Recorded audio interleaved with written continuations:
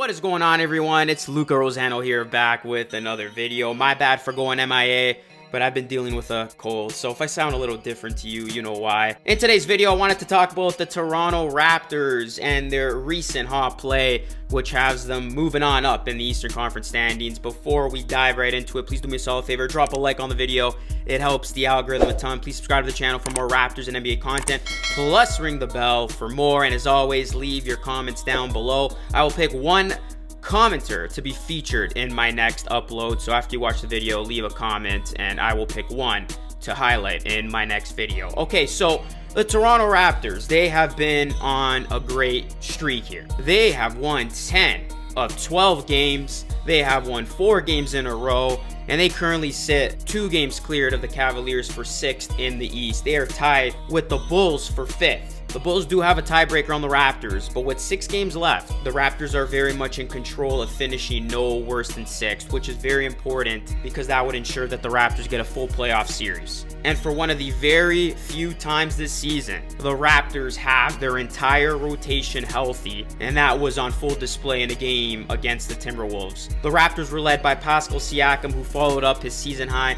40-point outing on Monday with 12 points, a career-high 13 assists and 10 rebounds for his first triple-double of the season. Gary Trent Jr. led both teams in scoring with 29, and Anunoby at 22, as all 5 starters finished in double figures, as did Achua and Thad Young off the bench with 13 and 10 respectively. It was an impressive win against a solid Timberwolves team that's been making a playoff push of their own. This has been one of the best teams in the NBA since the new year in Minnesota, so the Raptors made them look pretty ordinary. So don't look now, but the Raptors are healthy and they're rolling. A perfect situation to have with the playoffs just around the corner.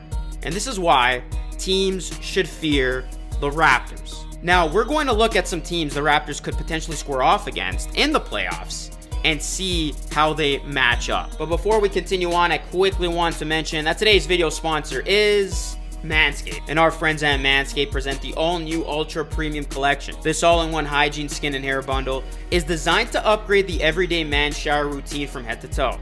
Your skin, hair, and balls deserve this. And last but not least, we're using the Lawnmower 4.0 electric trimmer to clean any unwanted body hair.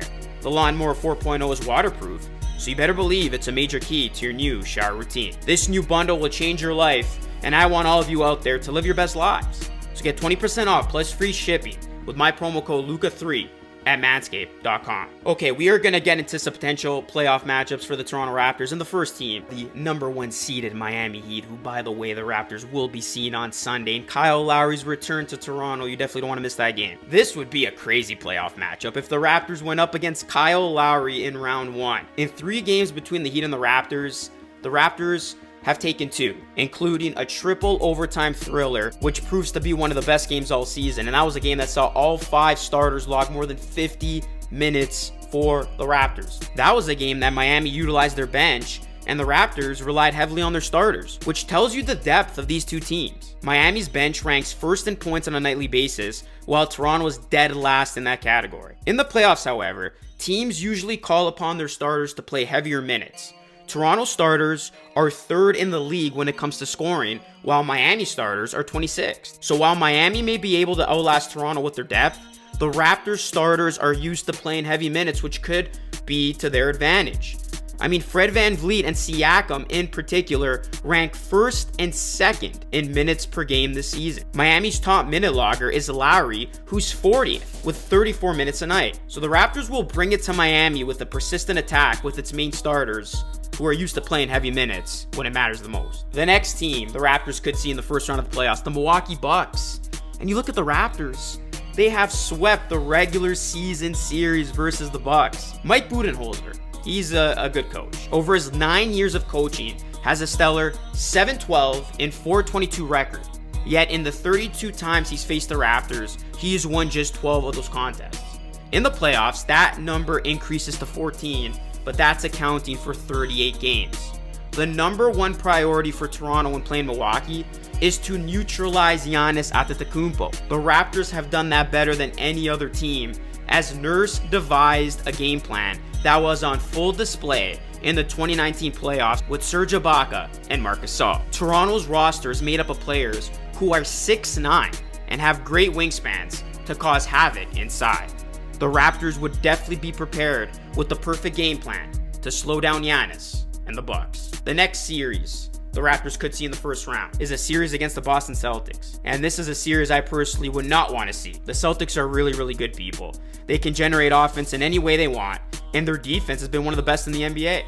Toronto did even up the season series though by squeaking out a very highly entertaining overtime win on Monday, but the Celtics were missing Jason Tatum, Jaylen Brown, Robert Williams, and Al Horford. Still, the Raptors have proven that they could go toe-to-toe with the Celtics this season. This would be the Raptors' toughest challenge, but it's still one that could go the Raptors' way, especially if rumors are true about Tatum and Brown not being vaccinated, which wouldn't allow them to play in Toronto. When asked directly if their teams are fully vaccinated, both the Celtics and 76ers declined to comment to ESPN, opening the possibility that both teams could potentially be missing players in road games of a first-round playoff series against the Raptors.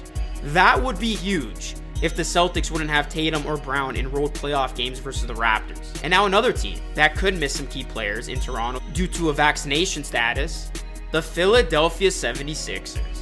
It's finals or bust for the 76ers after Daryl Morey pulled off a trade for James Harden. Since the deadline, Philly has been playing well.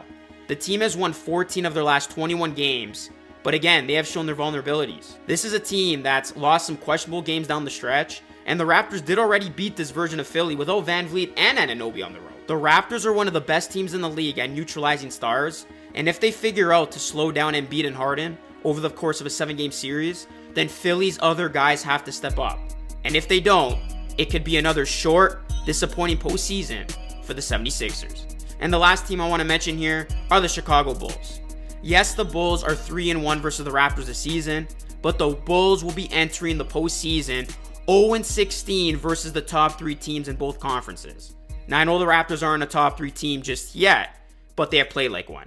This is a team in the Bulls that is struggling, especially defensively, and it's a team that won't have a lot of playoff experience outside of DeRozan. The Raptors have guys who have won it all, and they know what it takes to pull it through.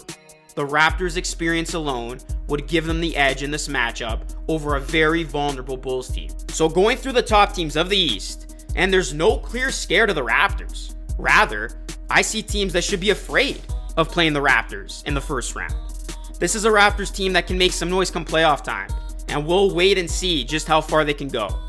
I dropped a video about the team that I would want to see the Raptors play in the first round, and you can watch it right here. We'll see what happens with the Raptors down the stretch, but the Raptors, they have been a joy to watch, and this is going to be a team that you definitely have to target come playoff time. This is Luca Rosano on the mic signing off, and I'll catch you all again in the next video.